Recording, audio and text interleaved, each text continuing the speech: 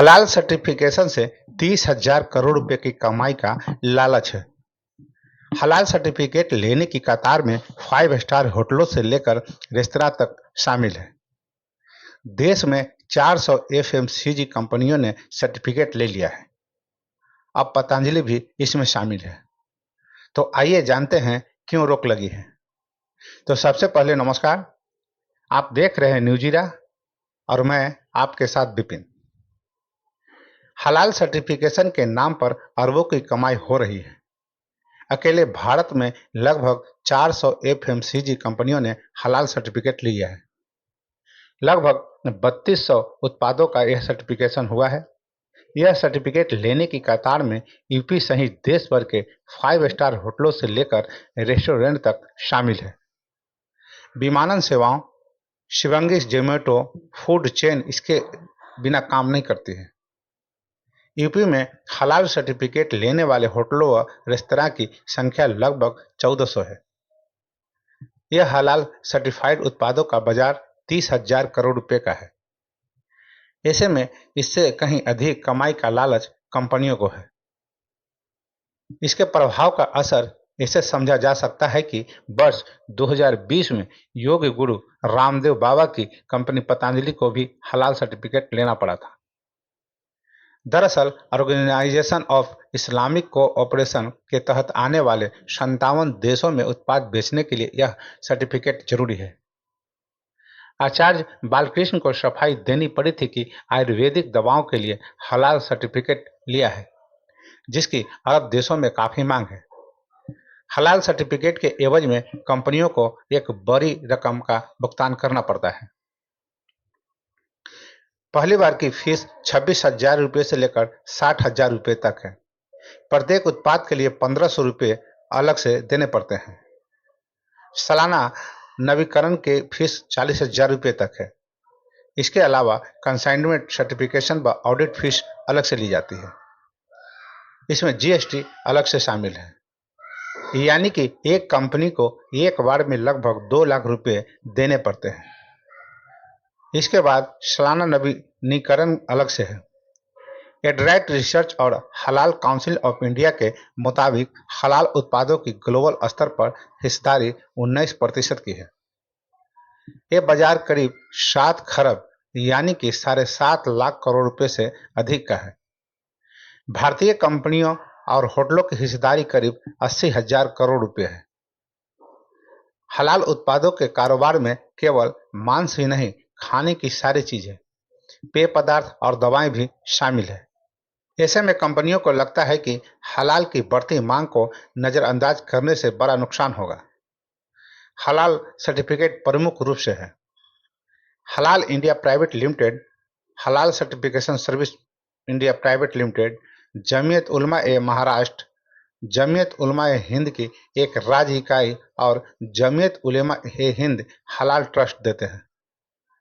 भारत में सरकारी संस्था ऐसा कोई सर्टिफिकेट जारी नहीं करती है। में निर्यात के लिए उत्पाद का हलाल सर्टिफाइड होना जरूरी है। इसकी देखा देखी देश में भी हलाल सर्टिफाइड उत्पादों की मांग बढ़ गई। इसका फायदा सर्टिफाई करने वाली कंपनियां उठा रही है। इस साल वंदे भारत एक्सप्रेस में एक यात्री को हलाल सर्टिफाइड चाय परोसने पर बवाल मचा था। वायरल वीडियो में प्रीमिक्स चाय के पैकेट को लेकर बहस हो रही है। यात्री कह रहे हैं कि सावन के महीने में आप हलाल चाय पिला रहे हैं, ये क्या लिखा हुआ है? हलाल सर्टिफाइड क्या चीज है? स्टाफ ने दलील दी कि इस पर हलाल सर्टिफाइड लिखे होने का अर्थ है कि हिंदू के साथ साथ मुस्लिम आबादी के लिए भी ये चाय इस्लामिक नियमों के अनुरूप है। वंदे भारत एक्सप्रेस के स्टाफ के जवाब पर सोशल मीडिया में एक बहस छिड़ गई। लोगों ने तर्क दिया कि क्या अकाल तख्त उपभोक्ता वस्तुओं को अपनी मुहर और प्रमाणन देता है क्या ईसाइयों के सर्वोच्च धर्मगुरु वेटिकन सिटी से इस तरह का सर्टिफाइड देते हैं क्या तिब्बती बौद्धों द्वारा उपयोग किए जाने वाले उत्पादों पर दलाई लामा अपनी मुहर लगाते हैं? हिंदू आखिर कहां आवेदन करते हैं? ये भी सवाल उठे कि हलाल प्रमाण पत्र स्वीकार करने का मतलब है कि आईएसआई और एफएसएसआई जैसे उपभोक्ता उत्पादों पर मौजूदा सरकारी प्रमाण पत्र किसी काम के नहीं है। हलाल सिर्फ बांस तक सीमित नहीं है। इस्लामिक काउंसिल के अनुसार हलाल एक अरबी शब्द है। इसका अर्थ होता है कानून सम्मत या जिसकी इजाजत शरिया इस्लामी कानून में दी गई हो। ये शब्द खाने पीने की चीजों, मीट, कॉस्मेटिक, दवाइयाँ आदि पर सब पर लागू होता है। हराम उसका ठीक उल्टा शब्द होता है, यानी कि जो चीज इस्लाम में वर्जित है, लिपस्टिक से लेकर दवाइयाँ तक सभी को दोनों में बांटा जा सकता है। हलाल सर्टिफिकेशन के लिए सुअर या सुअर के मांस से जुड़ी चीज और अल्कोहल को खास तौर पर ध्यान में रखा जाता है। हलाल सर्टिफिकेट देने वाली कंपनियों के लिए पंजीकरण अनिवार्य कर दिया गया है। 27 अक्टूबर को हलाल प्रमाणन निकायों की मान्यता और निर्यात कंपनियों के पंजीकरण की समय सीमा को बढ़ाकर 5 अप्रैल 2024 किया गया।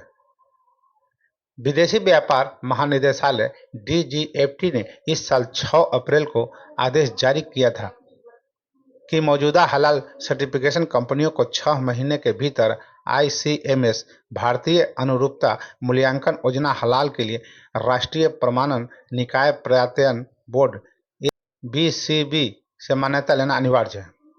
डीजीएफटी के निर्देशों के अनुसार मीट को हलाल सर्टिफिकेट मिलने के बाद ही उसके उत्पादों को निर्यात करने की अनुमति दी जाती है।